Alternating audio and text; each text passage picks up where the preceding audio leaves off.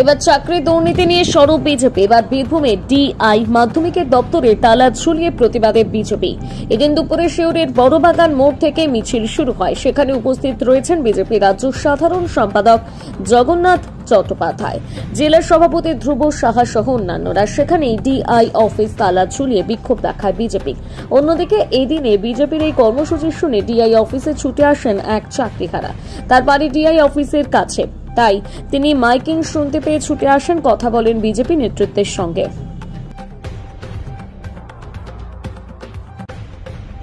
চাকরি খেলে কেন মমতা প্রধান জবাব দাও, 26,000 চাকরি খেলে কেন মমতা প্রধান জবাব, বিক্রি করলে কেন, নিয়ে চাকরি বিক্রি করলে কেন মমতা প্রধান জবাব দাও। এই জবাব তোমার রাজনীতি করতে বলছি না, বলছি কোথায় এসেছিলেন, কি বললেন? আসলে আমি পাশেই থাকি, আমি এই বিক্ষোভের শব্দ শুনে ছুটে এসেছি। ডিআই অফিসে কিছু একটা হচ্ছে আর আমাদের কথাই বলা হচ্ছে, সম্ভবত এটা বুঝতে পেরে আমি এলাম দেখতে যে কি হচ্ছে। তখনই আমাকে সবাই এইভাবে প্রশ্ন করছেন। আমি জানালাম যে আমাকে নিয়ে, আমি এখানে বিজেপির একটা বিক্ষোভ সমাবেশ হচ্ছে বলেই ভেবে নেবেন না আমি বিজেপির সমর্থক। আমি কারোরই সমর্থক নই, আমি তারই সমর্থক যে যারা আমাদের হয়ে কথা বলবে, তাদের সমর্থক। আর আমি বলতে চাই যে চাকরিটা আমি ছেড়ে দিতেই পারি যদি আমাকে যদি 1% আমার কোনো ফল্ট আছে এটা আমাকে কেউ বলে দিতে পারে। বিচার ব্যবস্থার কাছে এটাই আমার অনুরোধ যে আমার চাকরিটা নেওয়ার আগে আমার দোষটা কোথায় সেটা তো আমাকে পরিষ্কার করে বলে দেওয়া হবে। আপনারাই বলুন না, এটা কি অন্যায্য কথা?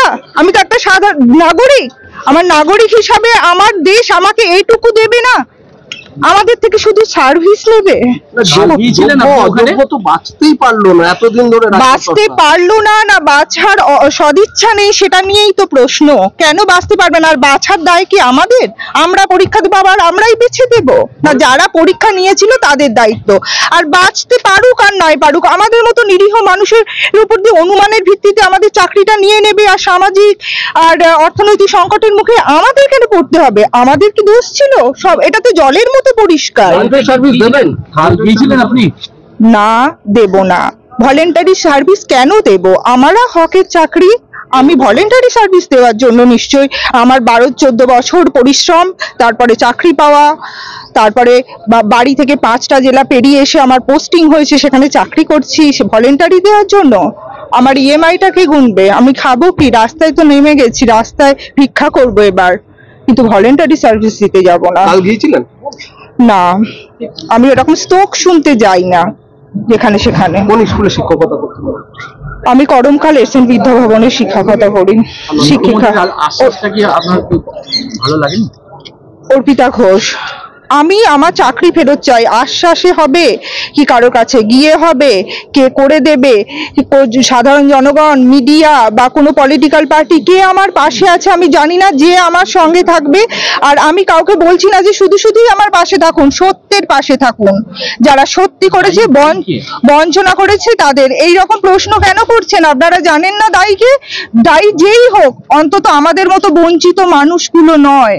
সুতরাং আমরা কষ্ট পাচ্ছি কেন জানি না, আর দায়ীকে আমি বলতে পারবো না। জলের মতো পরিষ্কার, আশা করি মিডিয়া থেকে সাধারণ জনগণ সবাই জানে দায়ীকে। চাকরি বিক্রি হয়, চাকরি বিক্রি বন্ধ করতে এসেছি আমরা। বেকার যুবকের ভবিষ্যৎ চুরি হয়ে গেছে, বেকার যুবকের স্বপ্ন চুরি হয়ে গেছে, 23 লক্ষ বেকার যুবকের স্বপ্ন চুরি হয়ে গেছে। তাই আমরা আজকে ডিআই অফিসে তালা মারতে এসেছি। আমরা মমতাকে বলতে চাই, ঘুঘু দেখেছেন, ঘুঘুর ভাব দেখেন, আজকে ঘুঘুর ভাব দেখাতে এসেছি। তো সবে শুরু হয়, বাকি আন্দোলন বাকি হয়। আমি এখনো আন্দোলন বাকি আছে। বীরভূমের চাকা জাম হবে, বীরভূম অবরোধ হবে, পশ্চিম বাংলা অবরোধ হবে। বেকার যুবকের রাজ্যে ছাত্রছাত্রীদের ভবিষ্যৎ নষ্ট হয়ে গেছে। 9, 10, 11, 12 যেখানে উচ্চশিক্ষা শুরু হয় যেখান থেকে, সেই ছাত্রছাত্রীরা শিক্ষক নাই। একটা স্কুল থেকে 7-10 জন করে স্কুলের শিক্ষক চলে গেছে। এখন তাদের ভবিষ্যৎ কি হবে? তাদের জীবন কি হবে? তারা কাকে পাবে, কিভাবে করবে? আজকে জানাতে হবে মুখ্যমন্ত্রী মমতাকে। আজকে আন্দোলন আমাদের চলছে।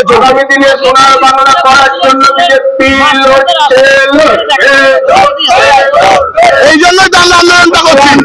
এখানে ডিআই আছে টাকা তোলার লেগে, শিক্ষা ব্যবস্থা দেখার জন্য নয়। তাই এই দোকানটা বন্ধ করতে এসেছি আমরা। শিক্ষা ব্যবস্থা ছিল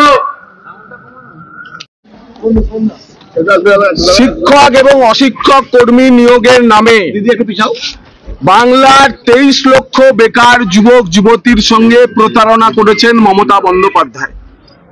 তাই সারা বাংলা আজ সমস্বরে বলছেন মমতা চোর,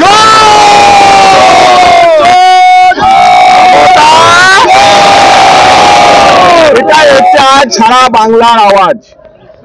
আপনারা যোগ্য অযোগ্য 19,000, 6,500, 26,000-এর বিতর্কে যাবেন না। এর সম্পূর্ণ দায় মমতার, দায়ী মমতা। তাই মানুষ বলছে গদি ছাড়ুন মমতা।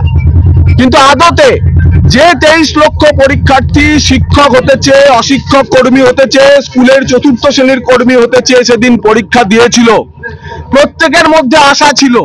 তাদের প্রত্যেককে প্রতারণা করেছেন মমতা বন্দ্যোপাধ্যায়, তার প্রশাসন, তার অফিসার এবং তার জনপ্রতিনিধিরা চাকরি বিক্রি করেছে। বীরভূম জেলা বিজেপির পক্ষ থেকে এই চাকরি বিক্রির যে দোকান ছিল বীরভূমের মধ্যশিক্ষা পর্ষদের ডিআই অফিস, সেই চাকরি বিক্রির দোকানটা আমরা আজকে তালা লাগিয়ে দিলাম এবং এই আন্দোলন আমরা মহকুমা স্তরে এবং সর্বত্র ছড়াবো। শুধু ছড়াবো তাই নয়, আমরা এরপরে এই আন্দোলন কলকাতার রাজপথে এবং প্রয়োজনে আমরা দিনক্ষণ ঘোষণা করে নবান্নের 14 তলাতেও একইভাবে তালা লাগাবো। কারণ চাকরি দুর্নীতি, বেকার ছেলেদের সম্মান নিয়ে, রুজি রোজগার নিয়ে যে পরিস্থিতি, আমরা বিজেপি, ভারতীয় জনতা পার্টি রাজ্যের প্রধান বিরোধী দল হিসেবে আমরা আমাদের দায়িত্বে সচেতন আছি। সেই দায়িত্ব আমরা পালন করব। যতদিন পর্যন্ত না মমতা বন্দ্যোপাধ্যায়কে আমরা তাড়াতে পারছি, রাজনৈতিকভাবে পরাস্ত করতে পারছি, ততদিন পর্যন্ত এই আন্দোলন চলবে। কারণ সারা বাংলার এখন একটাই আওয়াজ, দফা 1, দাবি 1।